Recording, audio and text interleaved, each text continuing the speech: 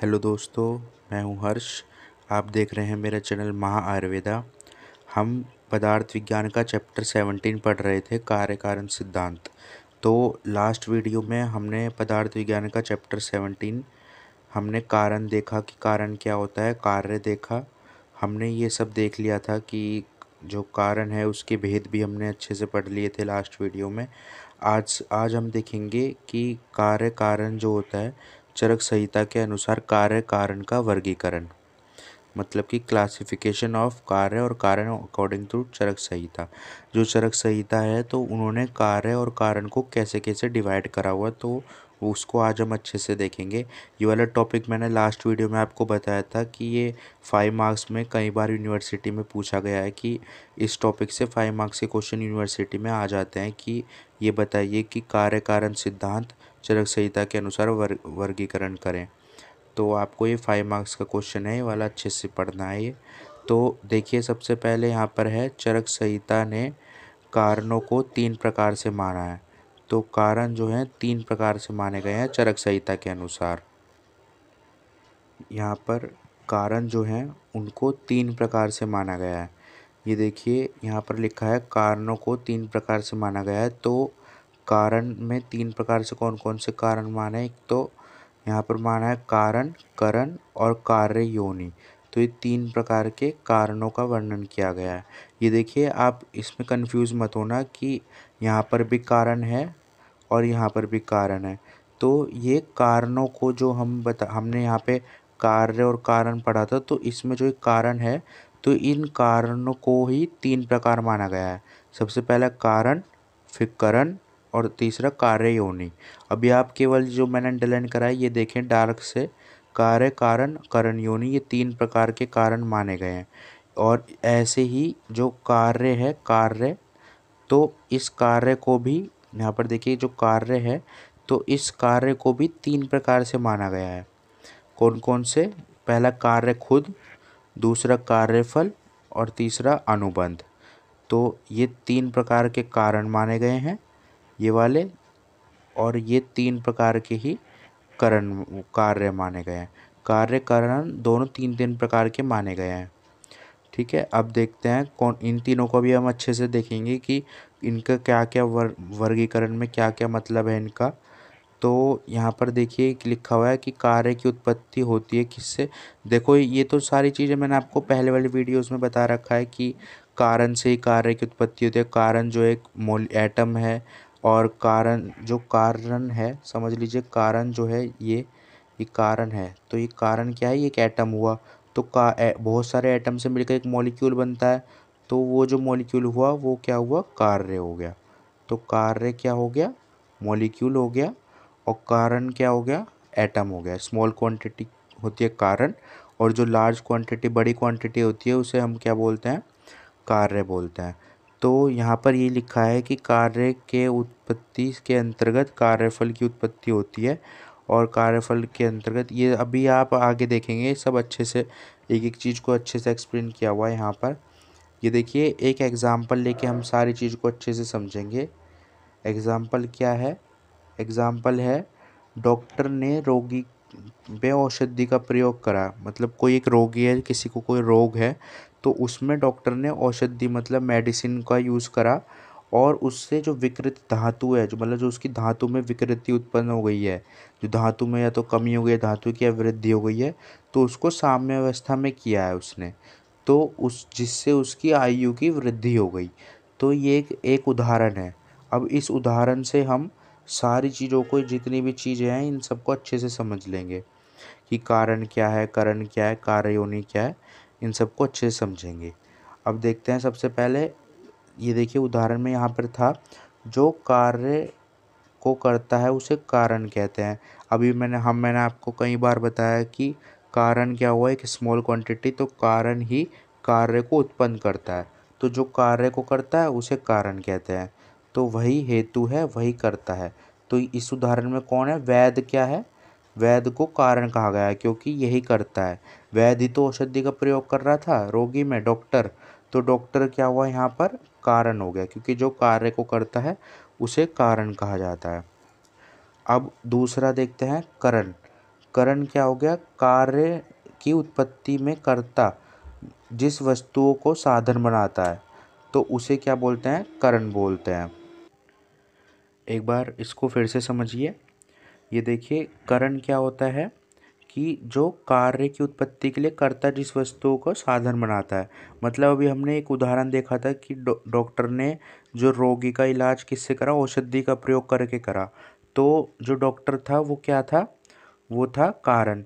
तो कारण जिसे यहाँ पर देखिए कर्ता जो था उस जिसका साधन बना था, तो साधन किसे बनाया था, औषध को, क्योंकि औषधि तो माना था, तो औषध क्या हुआ, करण हुआ। अब यहाँ पर देखिए कार्य योनि, तो जो विकृत हुई कार्य में परिवर्तित होती है, मतलब जो विकृत हो गई थी तो उसे परिवर्तित होती है, उसे कार्य योनि कहते हैं। जैसे विषम धातु अंत में आकर साम्य बन जाती है। तो जो अभी हमने उदाहरण देखा था तो उसमें जो धातु विषम थी, मतलब धातु की वृद्धि या क्षय थी, तो वो अंत में आकर सम बन जाती है, तो वो उदाहरण में उसे कार्य योनि बोलते हैं। ये केवल आपको याद करने वाली चीज़ें हैं। ये जो जो मैंने अंडरलाइन करा है केवल आपको उतना ही याद करना है। आप एक बार इसे अच्छे से रीडिंग करेंगे तो आपको अच्छे से समझ में आ जाएगा। ये केवल आपको याद करनी है, क्योंकि जितना मैंने अंडरलाइन करा है बस उतना ही आपको पढ़ना है, ये एक्स्ट्रा कुछ नहीं पढ़ना, आपको अच्छे से समझ में आ जाएगी ये। अब देखते हैं, वो तीन तो हमने कारण देख लिए। अब ये कार्य के तीन भेद हैं, कार्य, कार्यफल और अनुबंध। इसमें पहला कार्य देखते हैं। तो कर्ता जिसकी उत्पत्ति करता है उसे कार्य कहते हैं। कर्ता जिसकी उत्पत्ति करता है मतलब कर्ता जिसे उत्पन्न करता है।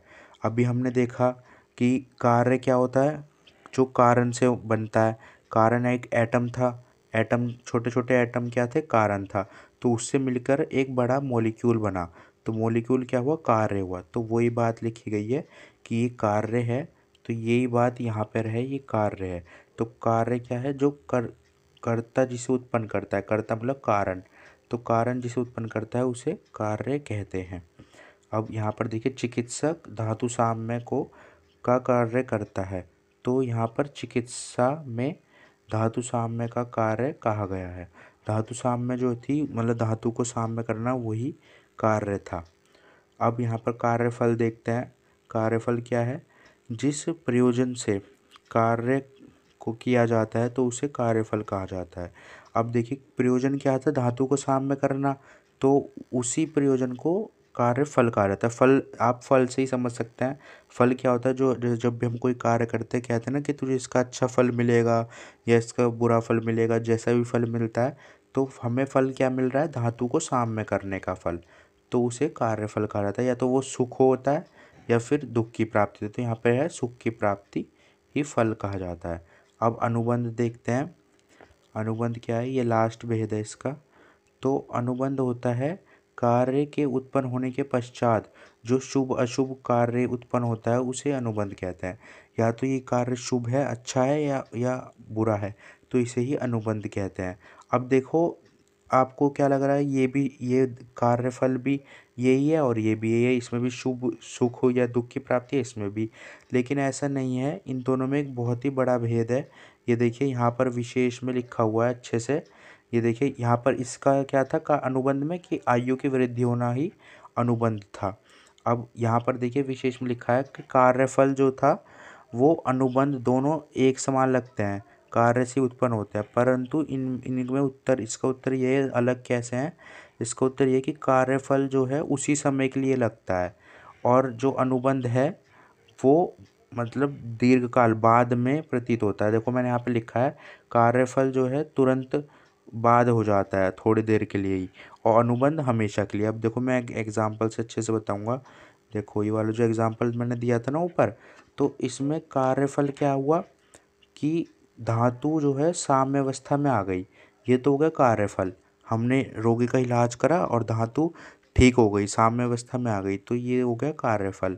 और अब देखो, इसमें जो इसकी एज, आयु की वृद्धि बाद में तो हुई, लंबे समय के लिए तो हो गई, तो ये क्या हो गया, अनुबंध, क्योंकि ये लंबे समय के लिए हुआ।